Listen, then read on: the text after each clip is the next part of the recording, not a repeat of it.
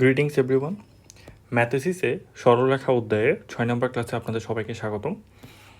আজকে আমাদের পড়ানোর টপিক হচ্ছে শীর্ষবিন্দু দ্বারা ক্ষেত্রফল নির্ণয়। সো আমরা প্রথমে আসি নাম্বার 1, ত্রিভুজের ক্ষেত্রফল। ত্রিভুজের এরিয়া আমরা সাধারণত ছোটোবেলা থেকে জেনে আসছি ত্রিভুজের এরিয়া হচ্ছে হাফ ইন্টু ভূমি ইন্টু উচ্চতা। এটা কখন আমরা ইউজ করব? যখন আমাদেরকে উচ্চতা দেওয়া থাকবে এবং ভূমি আমাদেরকে দেওয়া থাকবে তখন। কিন্তু আমাকে যদি শীর্ষবিন্দু দেওয়া থাকে তাহলে সেক্ষেত্রে কিভাবে করব? শীর্ষবিন্দু দ্বারা এরিয়া। ধরেন আমাকে একটা ত্রিভুজ দেওয়া হলো এ x1, y1, b x2, y2, c x3, y3. So আমাদের area of ABC will be half of x1, y1, x2, y2, x3, y3 আবার x1, y1।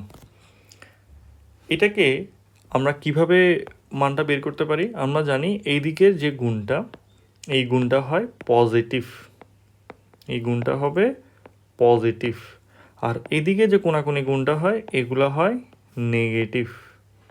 আচ্ছা, জিনিসটা কেমন ভাইয়া একটু করে যদি বলতেন, ভুলে গেলাম, এসএসসিতে পড়েছি। ঠিক আছে, হাফ অফ মানে x1 y2 plus x2 y3 plus x3 y1 minus x2 y1 minus x3 y2 minus x1 y3। ব্যাপারটা এমন। এবং আমরা জানি এরিয়া কখনো নেগেটিভ হতে পারবে না, ক্ষেত্রফল কখনো নেগেটিভ হয় না, দূরত্ব কখনো নেগেটিভ হয় না। সো এই কারণে এখানে পরমান চিহ্নটাকে ইউজ করা হয়। আর এখানের ভিতরে কোনো কারণে যদি আমার ভ্যালুটা নেগেটিভও আসে, ওইটা কি হয়ে যাবে? পজিটিভ নিতে হবে আমাদের। আচ্ছা, তো জেনারেলি এটাকে কি ফর্মুলা বলে? এটাকে অনেক সময় বলা হয় হচ্ছে শুলেস ফর্মুলা। শুলেস ফর্মুলা বলে, এটা বুকের মধ্যে আছে। আবার এটার মূল ভিত্তি যদি আমরা চিন্তা করি, এটার মূল ভিত্তি কোথা থেকে এসেছে? সেটা হচ্ছে গাউস এরিয়া ফর্মুলা থেকে। এক্সট্রা কিছু ইনফরমেশন জেনে রাখলে খারাপ কিছু না, জেনে রাখলাম। ওকে, সো এখন আসি আমাদের একটা ছোট্ট একটা এক্সাম্পল করে ফেলি। সাপোজ আমাকে বলা হলো যে এ 1,1, বি 3,-5, সি -2,-3 দ্বারা গঠিত ত্রিভুজের এরিয়া কত? তাহলে আমরা একটা কাজ করি, এত কিছু চিন্তা না করে একেবারে আমরা এরিয়াটা বের করতে পারি। এটা হচ্ছে 1, 1, 3, -5, -2, -3 আবার 1, 1। ওকে, তাহলে হাফ। তাহলে প্রথমে দেখেন 1 আর -5 গুণ করলে -5 আসতেছে। এখন আপনি বলবেন স্যার আপনি তো এখানে এই জায়গাটাতে পজিটিভ রাখছেন। ঠিক আছে, তো পজিটিভ ওখানে তো কোনো চিহ্ন ছিল না, কিন্তু এখানে আমার তো এই যে y2 যেটা, এটা তো নেগেটিভ হচ্ছে, সেজন্য আমাদের এখানে গুণ করলে কি আসবে? -5। তারপর হচ্ছে 3 আর -3 গুণ করলে কত আসে? -9। এরপরে হচ্ছে 2 -2 আর -1 গুণ করলে, -2 আর 1 গুণ করলে -2। এরপরে কিন্তু সূত্রের মাইনাস আছে। ওকে, সূত্রের মাইনাস হওয়ার পরে 3 একে 3, আবার সূত্রের মাইনাস, এদিকে হচ্ছে কত? 5 দুগুণে 10, আবার সূত্রের মাইনাস, এদিকে এটা হচ্ছে কত? -3। ওকে, এরপর এখান থেকে আমরা লিখতে পারি হাফ অফ। তাহলে আমাদের কি আছে দেখেন, সব কিছু যদি হিসাব করি, 14, 14 দুইয়ে 16, 16 তিনে 19, -29 প্লাস 3। তাহলে আমাদের ব্যাপারটা দাঁড়াচ্ছে হচ্ছে হাফ অফ -26। তাহলে এটাকে আমরা লিখবো হচ্ছে হাফ অফ 26, কাটাকাটি করলে আনসার দাঁড়াচ্ছে হচ্ছে কত? 13 বর্গ একক ক্ষেত্রফল। আচ্ছা, এদিকের গুণটা নিয়ে আসলে কনফিউজ হওয়ার কিছু নেই। আপনাকে এখানে জাস্ট 1-এর সাথে -5 গুণ করে এখানে আমরা বসাইছি। তো আমরা জানি যে প্রথমের এই গুণগুলো তো পজিটিভ, চিহ্নের কোনো সমস্যা নাই। সো সূত্রের পজিটিভ তো আছে, বাট ভুক্তিগুলা মানে ডাটাগুলো নেগেটিভ হওয়ার কারণে আমার এখানে নেগেটিভ হচ্ছে।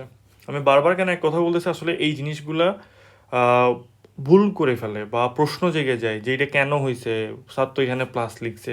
তো সেই জন্য এটা বারবার করে বুঝিয়ে দেওয়া হলো। ওকে, সো এখন আসি আমাদের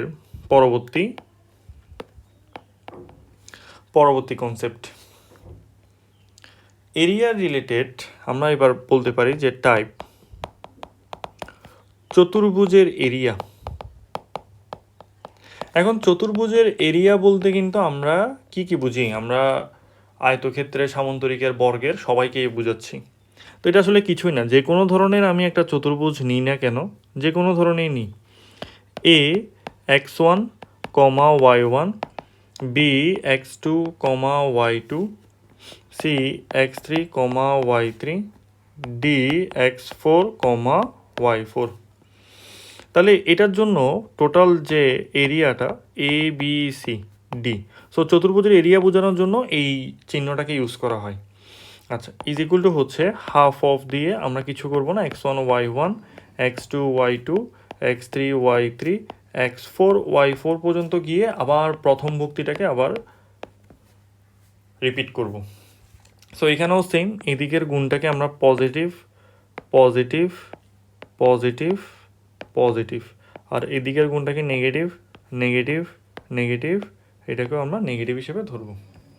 ঠিক আছে, ওকে। সো আমি আর এখান থেকে এক্সাম্পল দিচ্ছি না, আপনারা করে নিতে পারবেন। জাস্ট এখানে ভুক্তিগুলো বসাই দিয়ে ডান দিকের গুণগুলোকে পজিটিভ ধরে, বাম দিকের গুণগুলোকে নেগেটিভ ধরে করে ফেলতে পারবেন। আচ্ছা, এরপর আসি আমাদের টাইপ সমরেখ হওয়া শর্ত।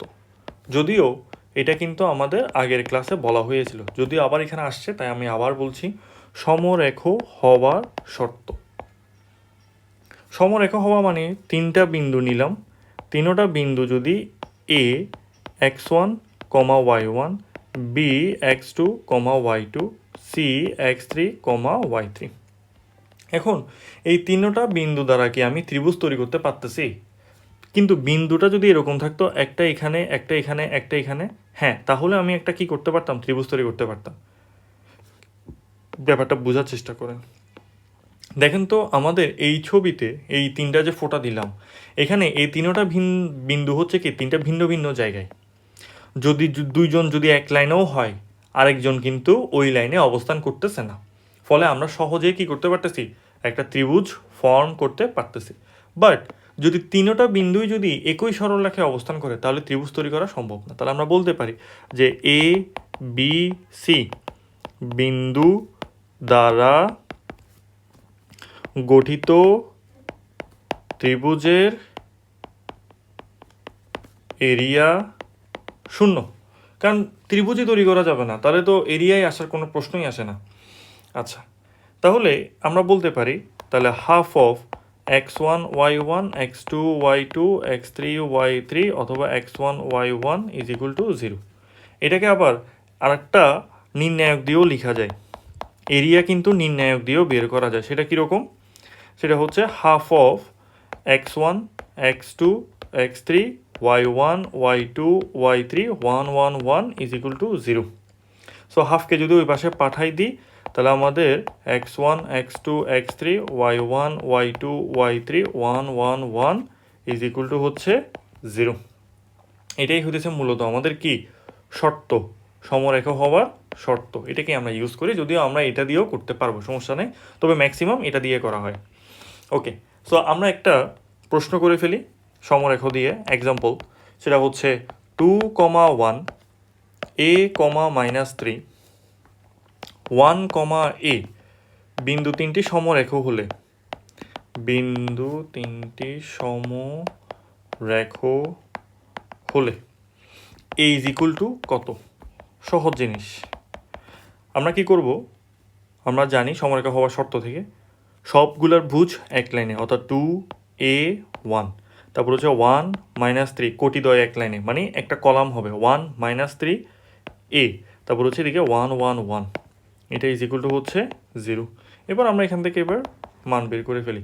সাপোজ আমরা যদি এখান থেকে 2 দিয়ে স্টার্ট করি, তাহলে 2 এদিকে থাকবে, তাহলে হচ্ছে কত -3 মাইনাস এ, এরপরে হচ্ছে -1, তো এটার জন্য তাহলে সেক্ষেত্রে হচ্ছে এ আর 1 ইন্টু 1, এ -1, তারপর হচ্ছে আবার +1 এটার জন্য, এই ভুক্তিটার জন্য, তাহলে +1 যদি হয়,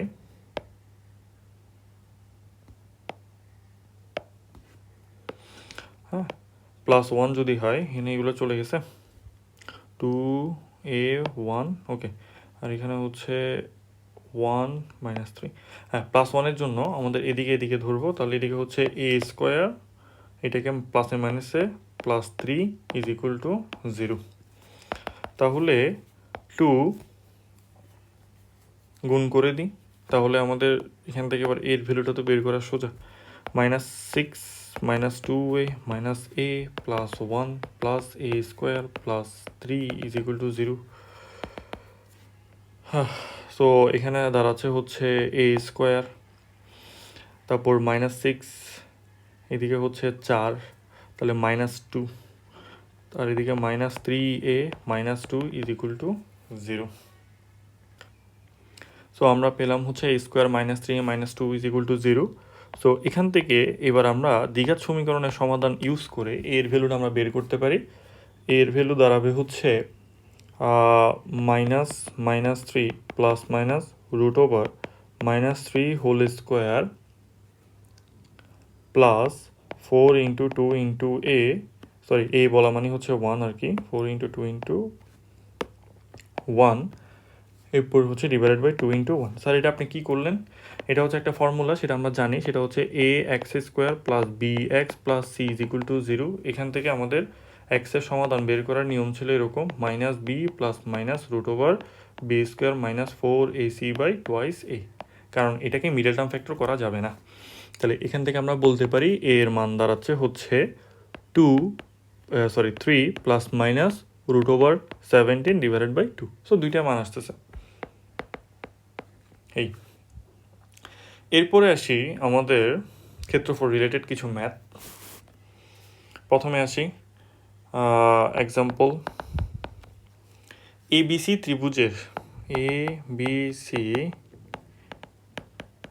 ত্রিভুজের শীর্ষবিন্দু A -1,5, B -4,1, C 2,1, ত্রিভুজটির এরিয়া কত ও সি হতে AB বাহুর ওপর লম্বের দৈর্ঘ্য কত? দেখেন মজার কাণ্ডটা এখানে। প্রথমে আমরা যদি চিন্তা করে ফেলি ABC, A -1,5, B -4,1, C 2,1। তো আমাকে প্রথমে এরিয়া বের করতে বলছে, এটা সোজা, তাহলে হাফ ইন্টু দিয়া -1 5 -4 1 2 1 আবার -1 5। সো যদি আমি এটাকে ভ্যালু বের করি, ভ্যালু বের করলে আমার আসবে কত 12 বর্গ একক, 24 ডিভাইডেড বাই 2 আসবে, হ্যাঁ, তাহলে আমাদের আসবে হচ্ছে কত 12 বর্গ একক, এরিয়াটা চলে আসছে। আচ্ছা, এখন আমাদেরকে এবার প্রশ্ন যেটা বলছে সেটা হচ্ছে সি হতে এই জিনিসটা, সি হতে এত বাহুর উপর লম্বের দৈর্ঘ্য, এই জিনিসটা আমরা কেমনে করব সেটা একটু দেখি। সি বিন্দু বলা মানে কি, অর্থাৎ এই বিন্দুটা সি হতে এবি বাহুর উপর লম্বের দৈর্ঘ্য বলা মানে ধরে নিলাম সিডি। এখন আমরা কি জানি যে কোনো একটা ত্রিভুজের শীর্ষ থেকে বিপরীত বাহুর উপর লম্ব আঁকা মানে ওইটাই ওই ত্রিভুজের উচ্চতাকে বোঝায়। তাহলে সিডিটা আমার এখানে উচ্চতাটাকে বোঝাচ্ছে, যে কোনো শীর্ষ থেকেই আঁকলেই হবে। এটা যে শুধু আমার মাথা যেদিকে পিরামিডের মতো উপরে আছে সেটা না, যদি আমার এদিক দিয়েও যদি আঁকি, এটা যদি লম্ব হয় তাহলে এটাও আমার এখানে ওই ত্রিভুজটার উচ্চতাকেই বোঝাবে। তাহলে প্রশ্ন মতে আমাদের হচ্ছে কি সিডি, এটা আমাদের এখানে এইচ বুঝাচ্ছে। তাহলে সিডি যদি উচ্চতা হয় তাহলে উচ্চতার নিচেই তো ভূমি অবস্থান করবে, তাহলে ভূমি কে হবে? তাহলে ভূমি হবে হচ্ছে এবি, তাহলে এবি হবে ভূমি। আমাকে বের করতে বলছে কি সিডি সমান কত। তাহলে সিডি সমান কত এটা আমরা বের করার জন্য এবার আমরা আবার ছোটোবেলার ফর্মুলাটা ইউজ করব। সেটা হচ্ছে কি এরিয়া ত্রিভুজ মানে এবিসি এর এরিয়াটা হচ্ছে হাফ ইন্টু ভূমি ইন্টু উচ্চতা। আবার আমরা ত্রিভুজের এরিয়া বের করলাম 12 আর এখানে হাফ, ভূমি হচ্ছে কত এবি আর উচ্চতা হচ্ছে কত সিডি। ওকে, আবার দেখেন তো এবি বলা মানে কি এ আর বি বিন্দুর দূরত্ব। তাহলে এই বিটা আমরা বের করতে পারবো। -1 থেকে আমরা যদি আমরা বিয়োগ দিই তাহলে আমরা ইজিলি এ বি এর উচ্চতাটা বের করতে পারবো। সেটা কীভাবে দেখেন, -1 + 4 হোল স্কোয়ার, দুইটা বিন্দুর দূরত্ব, প্লাস 5 - 1 হোল স্কোয়ারের রুট। তাহলে এ বি এর ইয়াটা কত আসতেছে, এদিকে আসতেছে হচ্ছে 3 স্কোয়ার প্লাস 4 স্কোয়ারের রুট, তার মানে হচ্ছে 5। তাহলে সুতরাং 12 = হাফ অফ 5 ইন্টু সিডি। তাহলে এখান থেকে যদি আমরা সিডিকে বের করতে যাই তাহলে আসবে হচ্ছে কত 24/5। তাহলে এইভাবে আমরা কি করতে পারবো, নতুন যে ত্রিভুজের ফর্মুলা ওইটাকে ইউজ করে এরিয়া বের করলাম, আবার ছোটোবেলার ভূমি ইন্টু উচ্চতা ওইটাকে দিয়ে হিসাব করে আমরা সিডিটাকে বের করলাম। তো পরীক্ষায় যদি আমাকে সি থেকে না বলে আমাকে যদি বলা হতো বি থেকে এসি এর লম্ব দৈর্ঘ্য বের করো, তাহলে সেক্ষেত্রে সমস্যা নেই। তাহলে সেক্ষেত্রে আমরা এটাকে যদি আমরা বিইটাকে যদি আমরা এইচ চিন্তা করি তাহলে সেক্ষেত্রে ভূমি হবে কত এসি, শেষ। তখন আমরা এসি এর দূরত্বটা বের করে ওখানে বসাবো, এটাই। সো এরপরে আসি আমরা এক্সাম্পল। এরপরে হচ্ছে এক্স কমা ওয়াই বিন্দুটি -6, -3 ও 1, 1 বিন্দুর সাথে সমরেখ হলে শো দ্যাট 4x - 7y + 3 = 0। সলিউশনটা কেমনে করবো দেখেন। আমরা জানি সমরেখ হলে কি হয়, বিন্দু তিনটি একই সরলরেখা অবস্থান করা মানে হচ্ছে নির্ণায়কের মান 0। তাহলে আমরা লিখতে পারি যে x - 6 1, y - 3 1 1 1 1। ওকে, এবার এখান থেকে যদি আমরা ভ্যালু বের করতে যাই, যদি আমরা x এর সাথে হিসাব করি তাহলে এদিকে হচ্ছে -3 -1, আবার -y হিসাব করি তাহলে এদিকে চলে যাবে। তাহলে এইটা গুণ করব আমরা, তাহলে -6 -1 প্লাস 1 যদি নিই -6 প্লাস 3 হয়ে যাবে = 0। এখন এখানে ম্যাট্রিক্স আর নির্ণায়ক জিনিসটা যদি আপনি বুঝে না আসেন তাহলে কিন্তু এই জিনিসটা বুঝতে পারবে না। প্রত্যেকটা চ্যাপ্টারের সাথে রিলেটেড, কাউকে ফেললে কেউ আগাতে পারবে না। ওকে, সো এখন এক্স এটা হচ্ছে -4x মাইনাস এটা +7y, তারপরে হচ্ছে কত এদিকে হচ্ছে -3 = 0।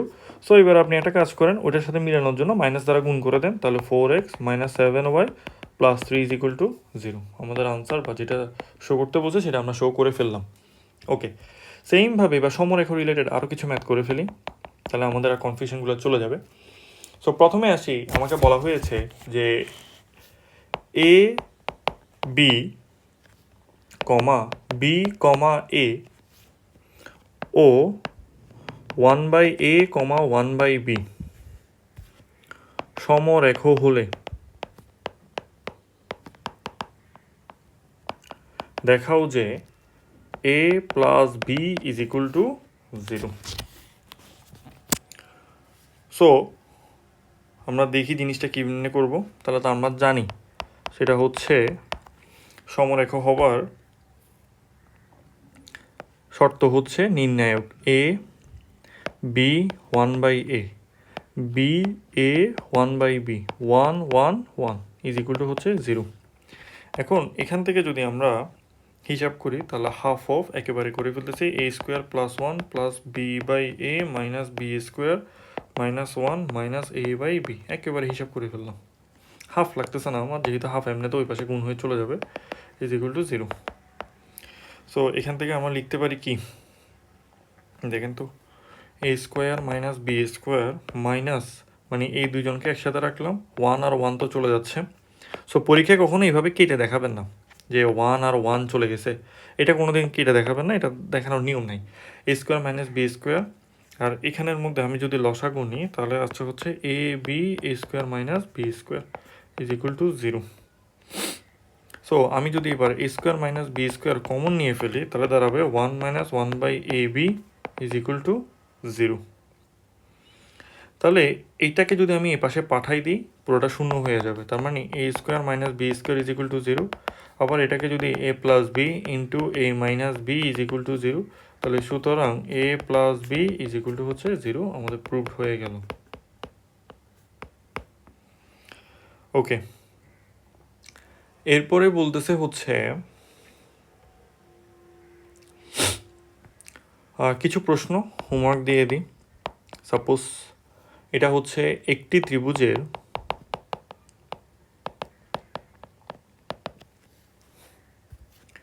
শীর্ষত্রয়ের